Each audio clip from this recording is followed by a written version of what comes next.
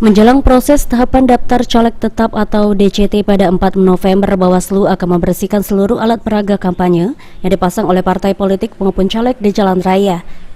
Setelah itu sampai tanggal 27 November tidak ada lagi APK yang bertebaran, sampai nantinya baru masuk tahapan kampanye dari tanggal 28 November hingga 10 Februari 2024. Pada tahapan ini agar proses kampanye berjalan aman dan tanpa gangguan, Bawaslu Sumsel akan mengundang seluruh partai politik untuk mengingatkan terkait pelaksanaan kampanye.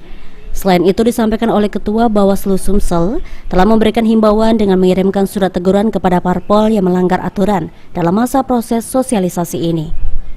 Kita bentuknya surat himbauan dan koordinasi langsung. Nah, untuk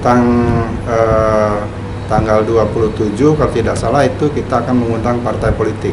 Seluruh partai politik akan kita undang dan kita akan mensosialisasikan terkait soal kampanye nantinya. Sejauh ini di Jalan Raya Kota Palembang cukup banyak ditemukan APK bertebaran. Dan ada beberapa APK sifatnya bukan hanya sosialisasi, namun telah berupa ajakan untuk mencoblos.